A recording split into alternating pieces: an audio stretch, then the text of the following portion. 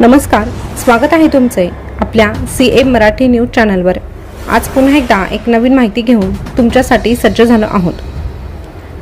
पाठीमागून वार केला आणि पुढे जे काही घडलं ते अतिशय भयानक घडलं।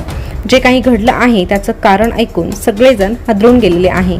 तरीही प्रत्येकाला हादरवून टाकणारी घटना नेमकं काय आहे हे सविस्तररित्या जाणून घेण्यासाठी हा व्हिडिओ शेवटपर्यंत पाहत रहा। तसेच तुम्ही सीएम मराठी न्यूज चॅनलवर पहिल्यांदा आले असाल तर चॅनलला सबस्क्राइब करून शेजारचं बेल बटन देखील प्रेस करून ठेवा, जेणेकरून नवीन आलेली अपडेट सगळ्यात अगोदर तुमच्यापर्यंत पोहोचेल। जळगावातील पारोळा तालुक्यात एक धक्कादायक घटना घडली आहे। 53 लाख रुपयांची विम्याची रक्कम हडपण्यासाठी एका कापूस व्यापारी असलेल्या दाजीने सख्या मेवण्याचा खून केल्याची घटना समोर आली आहे। या प्रकरणी पारोळा पोलिसांनी मुख्य आरोपी असलेल्या दाजीला अटक केली आहे। या खुनाचे नेमकं कारणही समोर आले आहे, पण नेमकं काय घडलं होतं हे आपण थोडक्यात जाणून घेऊया। तर पोलिसांनी दिलेल्या माहितीनुसार जळगाव पारोळा पोलीस ठाण्यात एका आकस्मिक अपघाताची नोंद करण्यात आली होती। एका दुचाकी चालकाचा अपघातात मृत्यू झाल्याचे नमूद करण्यात आले होते। समाधान शिवाजी पाटील असे मृत झालेल्या व्यक्तीचे नाव आहे। ते धुळ्यातील फागणे या ठिकाणी राहतात। यानंतर पोलिसांनी या घटनेमागे काहीतरी संशय असल्याचं सांगितलं आणि तपासामध्ये तसंच समोरही आलं, म्हणून पुढील वाटचाल त्यांनी सुरू केली। यानंतर पोलिसांनी समाधानचा अपघात झालेल्या घटनास्थळी धाव घेतली।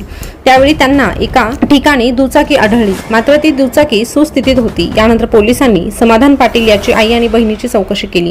त्यावेळी पोलिसांना एक महत्त्वाची माहिती सापडली। समाधान पाटील याला दुचाकी चालवता येत नव्हती, तसेच तो अपंग असल्याचेही समोर आले।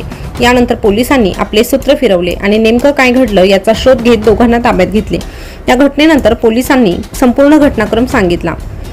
या घटनेत समाधान याचा खून झाल्याचे समोर आले। हा खून त्याच्या बहिणीचा नवरा म्हणजे दाजी असलेल्या संदीप भालचंद्र पाटील यानेच केल्याचे तपासात निष्पन्न झाले।